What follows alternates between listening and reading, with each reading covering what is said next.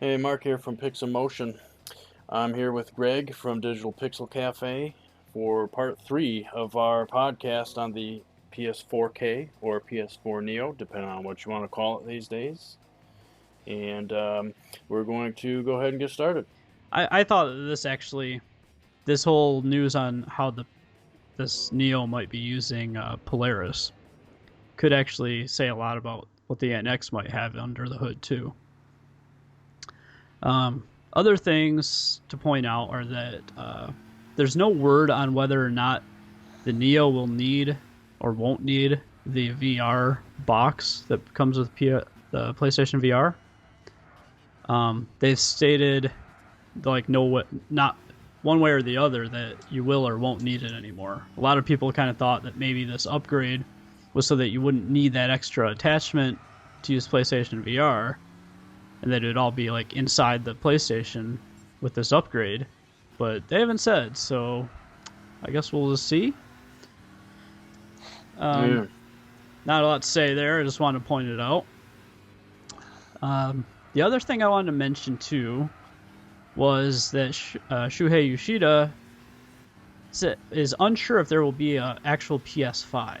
And I messaged you about this earlier, so Yep. We've already said some things, but for the people listening, I personally think that they are looking at the iPhone and Android market as a direction to take console gaming, so that they don't have to invest in such a expensive machine every 5-6 years. And I don't know if I like it. Well, I don't know. Kind of 50-50 on it.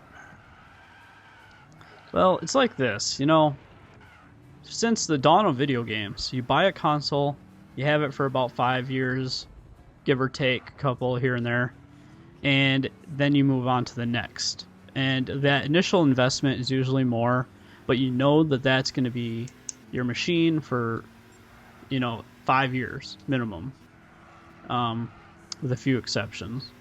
And I think that this idea of going the iPhone, Android route and having upgrades more often than 5 years, even if they're only like minimal leaps forward, I dislike it. Honestly, I don't like it a lot because, like I've pointed out before, I just got my PS4 last year, and I feel so betrayed by Sony already that I don't know how much faith I want to put in their products going forward.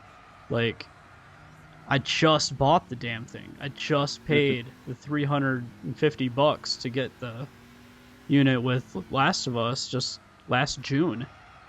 And now here we are, not even a year later. I'm finding out that now they're going to release a system that should have been released back in 2013. I don't know. It doesn't rub me the right way at all. Well, I guess for me it all depends. If the software is still going to work, I don't have an issue. And like I said, if it has the Ultra Blu-ray player on it, to me that's going to be just like the PlayStation 3 was. It'll be the best Ultra Blu-ray player you can get. Yeah. So for me, that would be worth buying because I'll be able to play the higher resolution PS4 games or faster frame rate, I guess depends on the developer. And I'll be able to watch high definition or ultra definition Blu-rays. Yeah.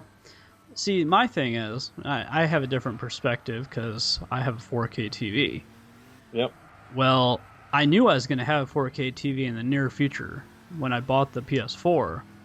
But I figured, PS4 is not 4K. I can live with it. 1080p has been good enough so far.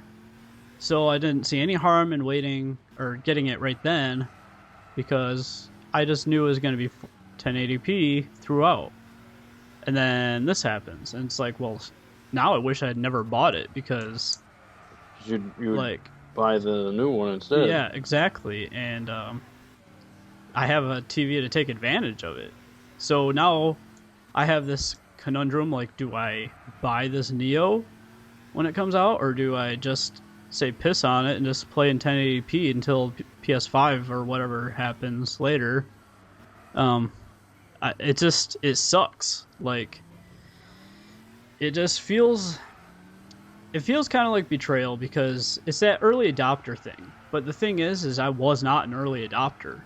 Like, I didn't get the thing. I didn't get the thing until like 2 years after it came out. You know, if I had got it on launch day, I'd be able to understand it, because that's the risk you take when you're an early adopter. But 2 years after it comes out, and then they're gonna say that now they're gonna finally release the system they should have released in the first place. I don't like that. There are some things I do like about it, and I should probably mention those before I get into all these dislikes. I do like that they're acknowledging and addressing the fact that the current generation of systems are lacking in terms of hardware. Like, they're not just flat out denying it, and they're doing something about it. That's good. For all the people who haven't moved on to this generation yet, that's great for them. Well, we can talk about it later, but today definitely marked a reason for them to. Yeah.